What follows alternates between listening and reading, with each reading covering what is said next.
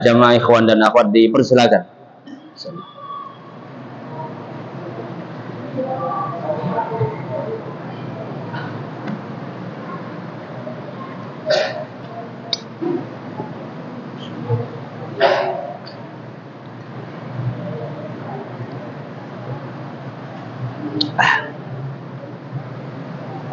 Silakan kelawadan.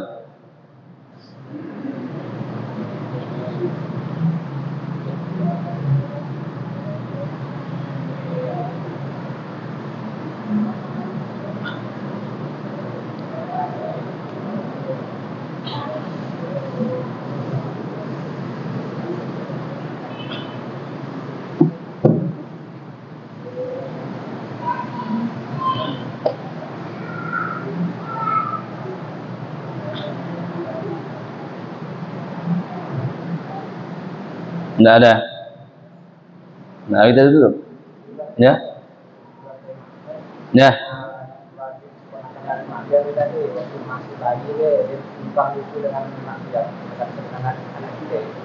Ya. Hah? Siapa? Keponakan. Keponakan nyusu dengan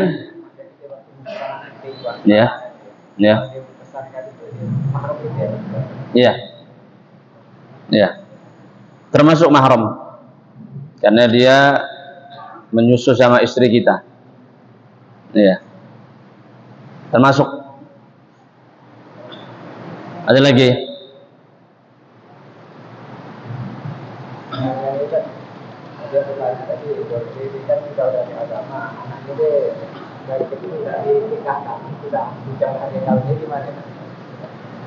Ya, hukum mengakikahkan anak yang sudah dewasa. Ya, boleh ataupun tidak bagi orang tua. Bagi orang tua tetap disyariatkan, walaupun anaknya sudah besar, sudah dewasa, tetap. Dan tidak ada pensyariatan bagi anak tersebut untuk mengakikahkan dirinya sendiri. Karena akikah itu berkaitan dengan anjuran, dorongan untuk setiap orang tua. Bukan untuk anak, tapi untuk orang tua. Maka orang tua tetap dibolehkan untuk mengakikahkan anaknya walaupun anaknya sudah dewasa, 10 tahun, sudah SD, sudah SMP, ya, dah bujang, tidak masalah. Ya, karena penganjuran itu tidak gugur. Walaupun anaknya sudah dewasa, penganjuran itu tidak gugur. Ya, karena mengakikahkan anak ini termasuk hukumnya sunnah muakkadah, sunnah yang sangat dianjurkan. Nah, Allahu a'lam. Masih ada?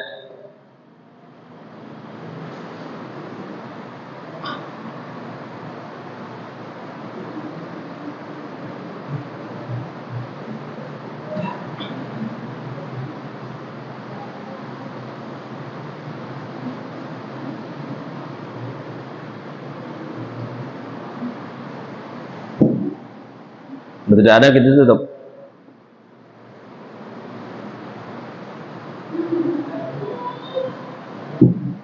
Ya.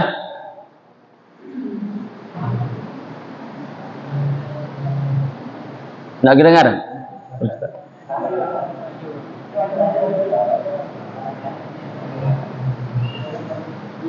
Dekat-dekat. Nggak kedengaran.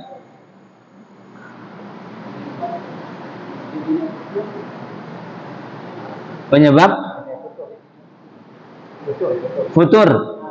Ya. Penyebab terjadinya futur, terus solusi supaya kembali. Apa penyebab jadi futur? Lemah, malas, imma untuk ibadah, untuk nuntut ilmu, intinya adalah untuk lebih banyak taqarrub dan ibadah kepada Allah Subhanahu wa taala. Ikhwan para jamaah, berkaitan dengan futur ini berkaitan dengan masalah iman. Iman menurut ahli sunnah wal jamaah yazidu wa yanqusu. Iman itu bisa bertambah dan iman itu bisa berkurang. Kalau iman itu bertambah, maka semangatlah dia ibadah. Kalau iman itu berkurang, maka malaslah dia beribadah dan berat. Itulah yang menyebabkan dia futur, karena kondisi yang berkaitan dengan masalah iman. Karena ketaatan kepatuhan ini berkaitan dengan iman.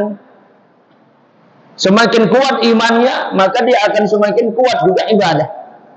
Kenapa para rasul dan sahabat-sahabat Nabi radhiyallahu taala anhum itu semangat dalam melaksanakan ketaatan? Karena iman mereka diberikan rekomendasi kuat dan juga senantiasa dijaga oleh Allah Subhanahu wa taala, terutama para nabi dan juga para rasul. Ya. Kemudian sebab yang lain juga adalah kurang ikhlas dalam melaksanakan atau belajar ilmu agama. Kurang ikhlas. Karena ikhlas itu, ikhwan para jamaah, akan menjadikan seseorang lebih kuat, lebih kokoh.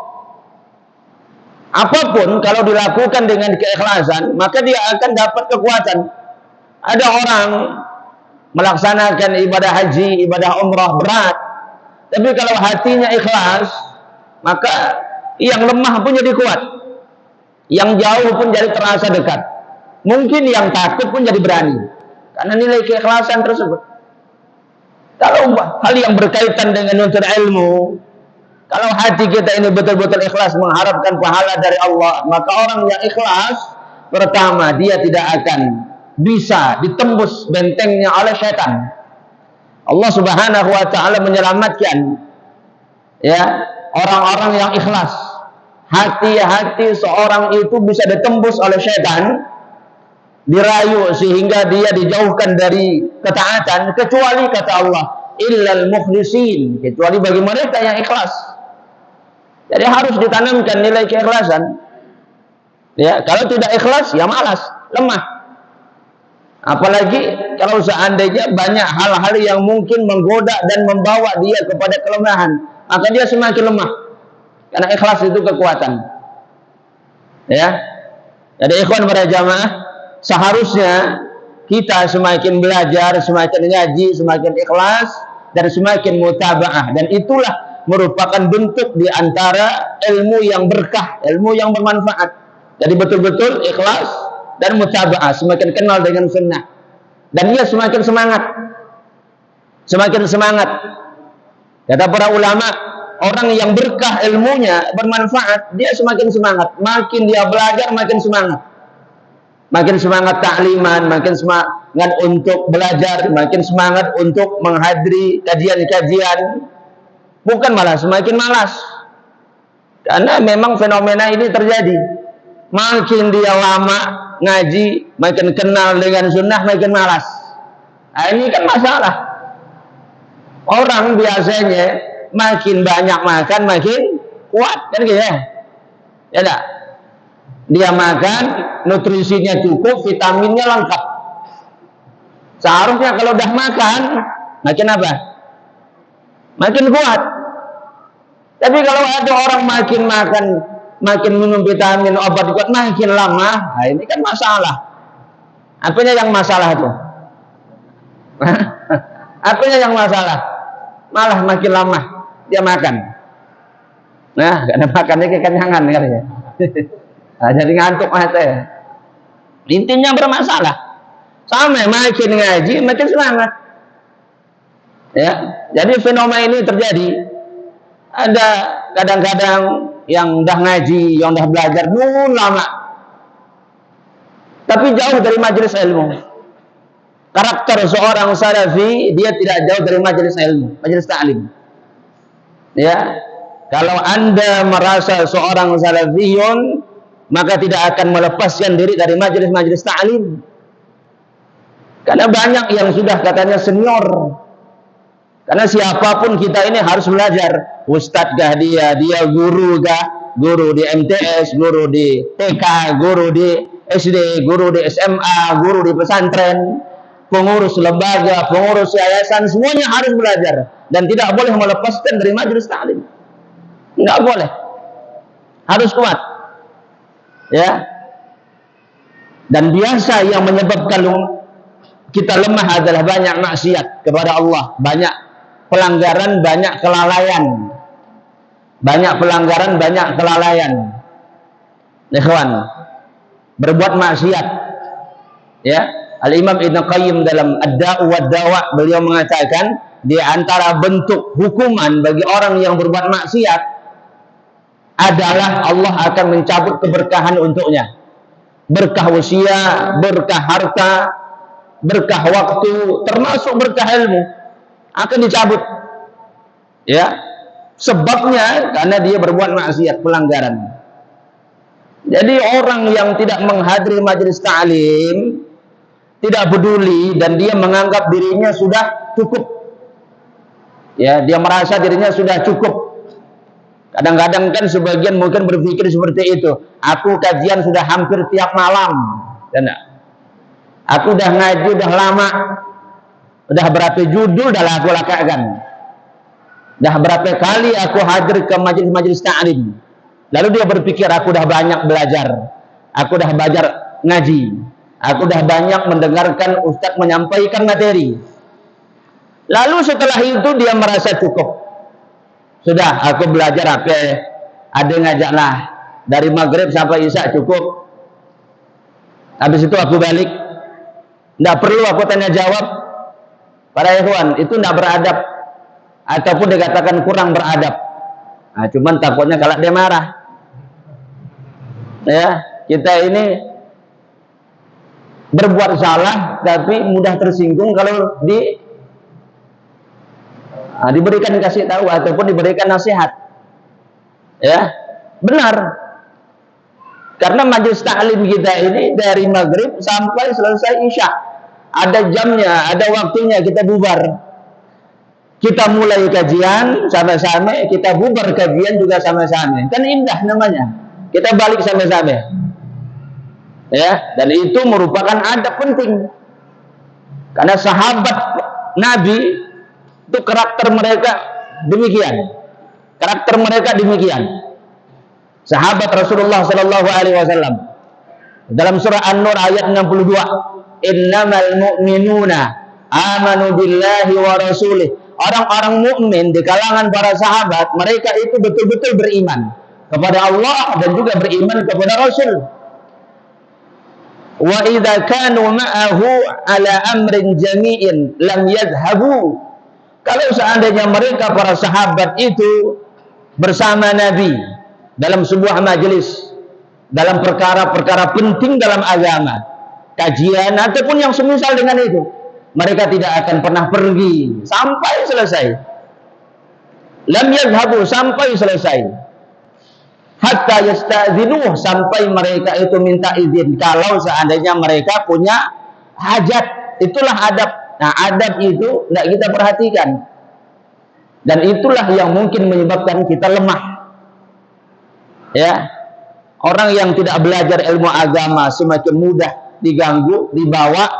Orang yang belajar di majelis taklim saja, gangguan itu masih tetap ada. Gangguan itu walaupun kita sudah di majelis, di kajian, tetap aja gangguan itu ada. Minimal dia tidur. Dia enggak, di kajian dia enggak perhatikan, dia ditegur. Ya, enggak perhatikan. Minimal itu. Dan itu merupakan sesuatu masalah bagi seorang pribadi ketika dia belajar. Dan kalau kita baca sejarah bagaimana adab-adab itu dalam bermajelis, malu kita kalau dibandingkan dengan para salaf. Ya. Dan kita itu kurang perhatian. Dan kita itu anggap sesuatu yang remeh. Ah, biasa. Ya, biasa. Kalau kita berbicara, ngobrol dengan kawan, kita serius ngomong, kawan kita tidur. Gimana? Tidur dia. Kita serius ngomong. Ataupun kita serius ngomong, dia ditapur. Gimana perasaan kita? Hah? Antum akan rasakan itu. Ya, begitulah perasaan seorang guru ketika dia melihat muridnya tidak punya adab ataupun kurang adab.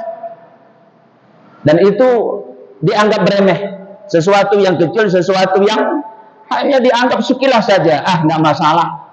Karena kita meremehkan sesuatu yang kecil, akhirnya sesuatu yang besar kita remehkan. Lalu sudah jadi kebiasaan. Kalau sudah jadi kebiasaan, terus diamalkan, dilakukan, maka sulit untuk dirubah. Sulit. Ya. Kita ini belajarnya sangat-sangat terbatas.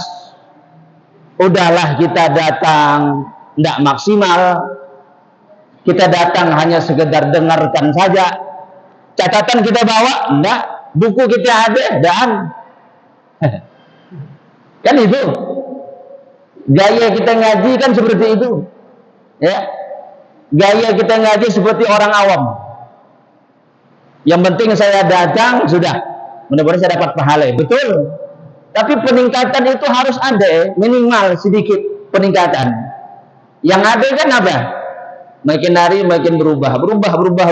Tapi perubahannya mundur. Seharusnya makin semangat.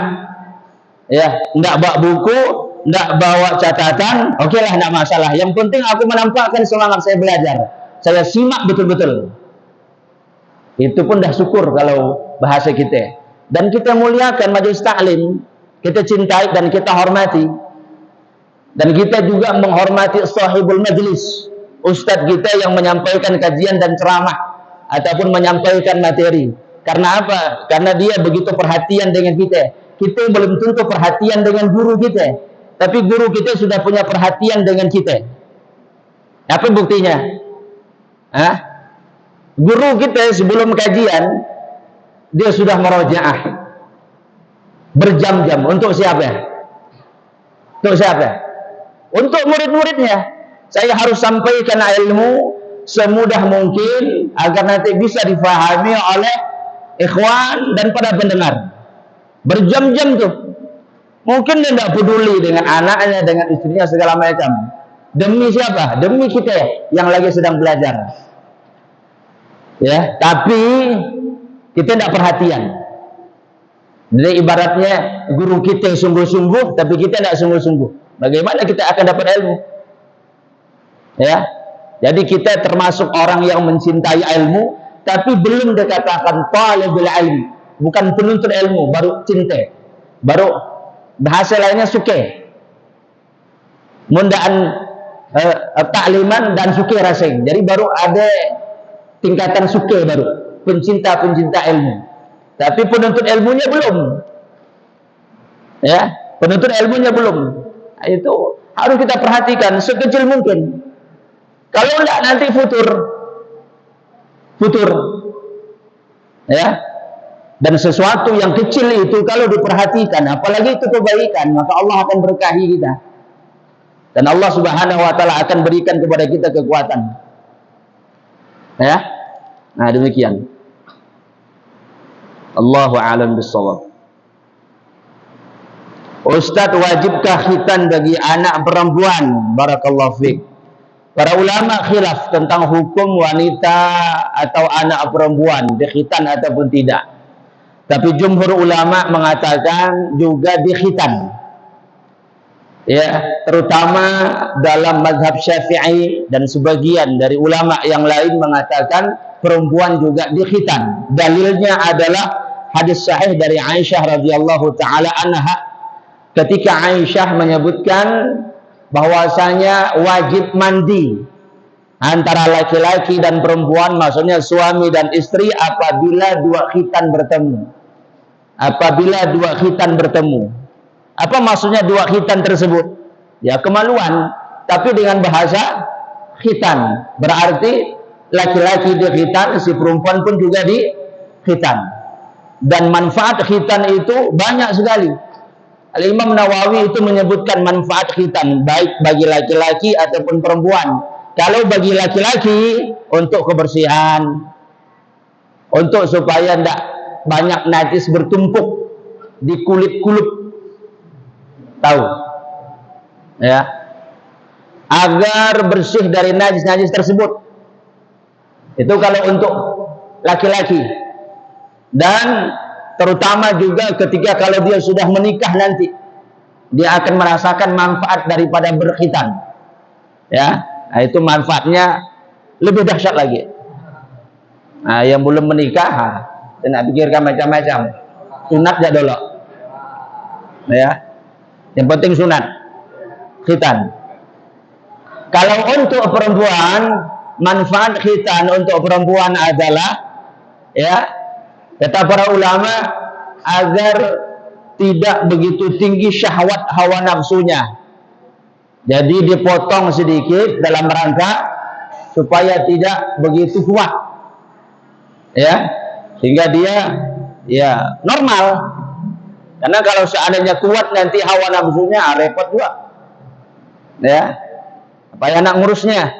Jadi itulah manfaat daripada berkhitan laki-laki dan perempuan, ya, dan dia termasuk bagian fitrah yang disebutkan dalam hadis Bukhari dan Muslim dari Abu Hurairah radhiyallahu taala anhu, di antara fitrah-fitrah yang dimiliki oleh seorang manusia, yaitu berkhitan. Dan khitan ini syariat semenjak di zaman dahulu, tidak hanya di zaman Nabi Shallallahu Alaihi Wasallam, di zaman Nabi Ibrahim dan sebelumnya pun juga berkhitan. Jadi khitan itu hakikatnya adalah syariat manusia ataupun fitrah manusia semuanya, ya. Dan dalam agama Nasrani itu juga disyariatkan dan diperintahkan juga berkhitan, tapi mereka tidak berkhitan. Tapi disyariatkan sebenarnya, diperintahkan, ya, lalu mereka tidak melakukannya. Nah, Islam mensyariatkan, ya, tentang khitan itu, ya.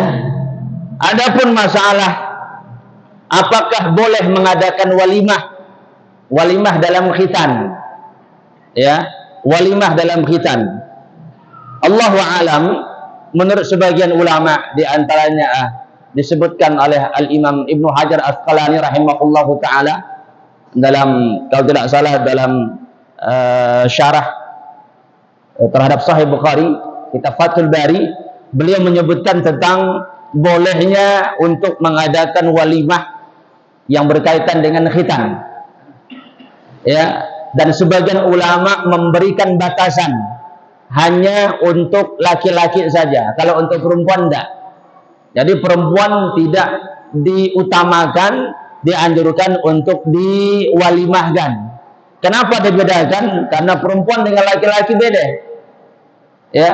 Kalau laki-laki, ya, namanya juga laki-laki, jago kan, preman, jago. Tapi kalau perempuan, maka sifat malunya lebih besar, ya. Jadi untuk menjaga hal yang berkaitan dengan sifat dan karakter dia, ya. Dan walimah dalam khitan ini tidak termasuk syar'i, artinya tidak sesuatu dikategorikan kepada syariat, karena dia hanya perkara uruf atau perkara kebiasaan, ya. Dan ini disebutkan oleh Syekh Muhammad Ibnu Utsaimin rahimahullahu taala, bahwasanya walimah yang berkaitan dengan khitan tidak masuk dalam syariat, ya. Tidak masuk dalam syariat maksudnya adalah tidak dimasukkan dalam ruang lingkup agama. Maka melakukannya bukan bid'ah, tapi melakukannya bagian di antara uruf kebiasaan, ya. Jadi dibolehkan kalau seandainya ada walimah kecil-kecilan. Walimah itu maksudnya makan, tidak ada acara yang lain, tidak perlu pakai band lalu ngundang artis dari Jakarta, artis ibu kota lagi kan, padahal ya sunat. Acara sunat tidak ada, seperti itu tidak ada, hanya makan kumpul sudah, ya. Bahasa lainnya mungkin syukuran ataupun selamatan. Naam, Allahu a'lam bishawab. Sampai di sini, semoga bermanfaat. Kurang lebihnya mohon maaf. Wassallallahu ala nabiyyina Muhammadin wa ala alihi wa sahbihi ajma'in. Subhanakallahumma wa bihamdika asyhadu an la ilaha illa anta astaghfiruka wa atubu ilaik. Assalamualaikum warahmatullahi wabarakatuh.